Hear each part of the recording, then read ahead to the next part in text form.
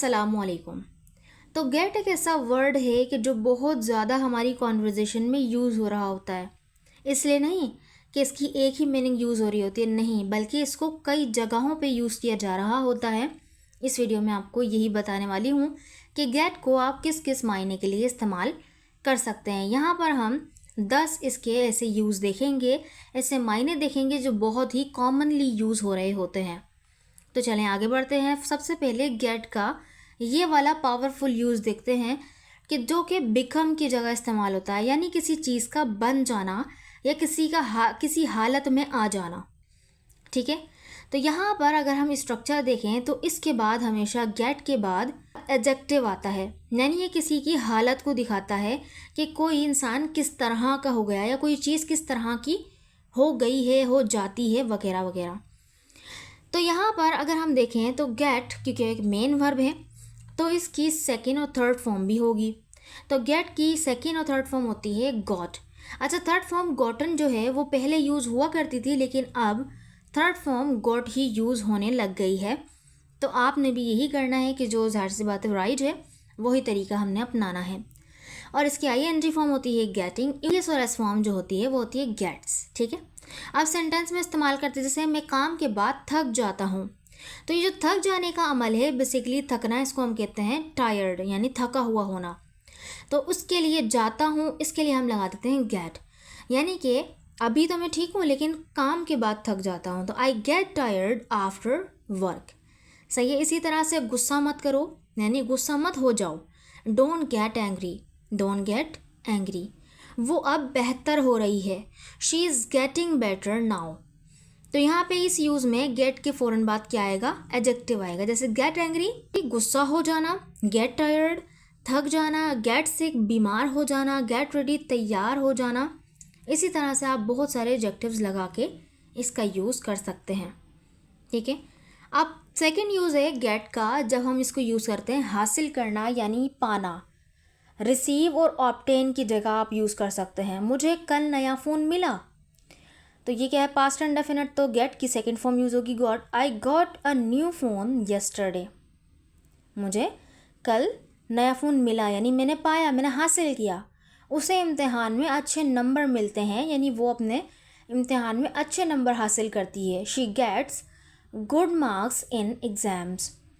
तो आप ये बोलने के बजाय कि she obtains good marks in exam, आप गेट का यूज़ भी कर सकते हैं या ऑब्टेन का यूज़ करें तो आपकी मर्ज़ी है। क्या तुम्हें मेरा पैगाम मिला? Did you get my message या did you receive my message? तो रिसीव की जगह गेट का यूज़ करें।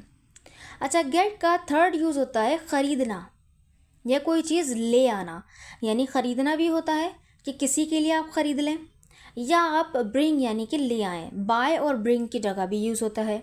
तो यहाँ पे देखें ये दो इस्तेमाल आ गए, ख़रीदना और ले आना। मुझे कुछ दूध लाना है, तो I need to get some milk, I need to get some milk. उसने अपनी माँ के लिए तोहफ़ा ख़रीदा, he got a gift for his mother, या वो अपनी माँ के लिए तोहफ़ा लाया, he got a gift for his mother. क्या तुम दुकान से कुछ ब्रेड ला सकते हो? Can you get some bread from the shop, यानी कि लेकर आ सकते हो, ब्रिंग। तो आप ब्रिंग की जगह गेट का यूज़ कर सकते हैं। ठीक है, अच्छा, इसका फिफ्थ यूज़ है गेट का मतलब पहुंचना, यानी अराइव की जगह भी आप यूज़ कर सकते हैं। तुम घर किस वक्त पहुंचे? What time did you get home, what time did you get home. हम स्कूल देर से पहुंचे, we got to school late, we got to school late. So instead of saying कि वी अराइव्ड स्कूल लेट, यहाँ पे आप got to school late बोल सकते हैं। मैं आम तौर पर यहाँ 8 बजे पहुँचता हूँ। इस सेंटेंस को बनाकर ज़रा आप कमेंट बॉक्स में लिख दीजिएगा। अच्छा, नेक्स्ट है गेट का मतलब समझना, यानी अंडरस्टैंड की जगह भी आप यूज़ कर सकते हैं। मुझे ये सवाल समझ नहीं आ रहा, I don't get this question. या आ रहा वाला सेंस आ रहा है तो आप ये कह सकते हैं I am not getting this question. ठीक है, लेकिन यहाँ पे अंडरस्टैंड के साथ आप ये नहीं कर सकते, यानी ING फॉर्म यूज़ नहीं कर सकते कि I am not understanding this question, ये नहीं होगा। हम यहाँ पे बोल सकते हैं I don't understand this question. लेकिन गेट के साथ है, आप फ्री हैं कि आप इसको ING में भी यूज़ कर सकते हैं, क्योंकि अंडरस्टैंड एक स्टेटिव वर्ब है, इस वजह से।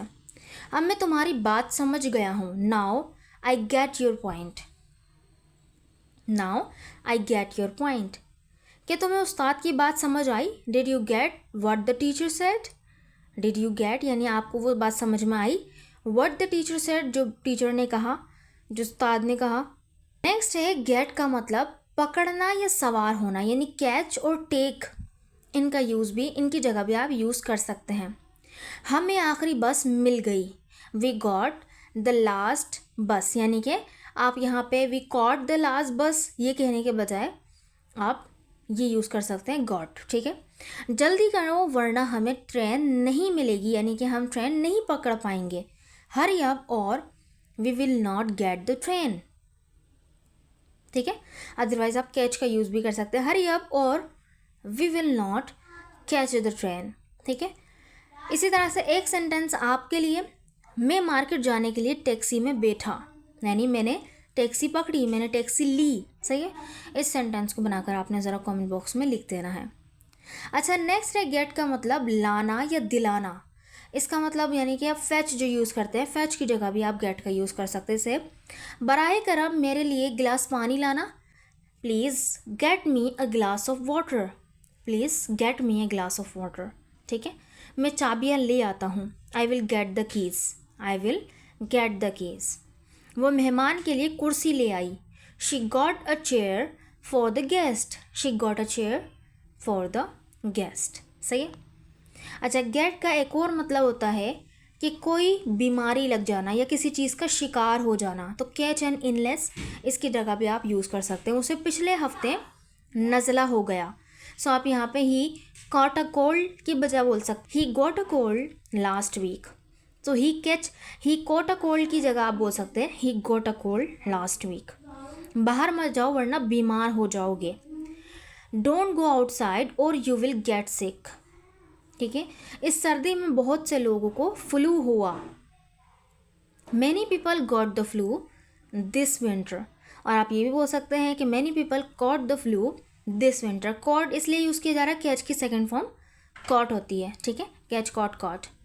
गेट का जो 9th मीनिंग है वो है मौका मिलना, यानी हैव एन अपॉर्चुनिटी। तो यहाँ पे हम बोल सकते हैं जैसे मुझे बात करने का मौका नहीं मिला, I did not get a chance to talk, I did not get a chance यानी कि मुझे मौका नहीं मिला किसका, बात करने का, टू टॉक। आखिरकार उसे नौकरी मिल गई, she finally got the job, she finally got the job. क्या तुम्हें आराम करने का वक्त मिला? इस सेंटेंस को बनाकर कमेंट बॉक्स में लिख दीजिएगा। अच्छा, नेक्स्ट और लास्ट हमारा है गेट। इसका मतलब होता है किसी जगह पर रख देना या पहुंचा देना, तो मूव और पुट की जगह भी आप इसको यूज़ कर सकते हैं। जैसे किताबें मेज़ पर रख दो, get the books on the table, get the books on the table. उसने डब्बा गाड़ी में रखा, he got the box into the car. आप पुट का यूज़ भी कर सकते हैं, he put the box into the car, क्योंकि पुट की सेकेंड और थर्ड फॉर्म भी पुट ही रहती है।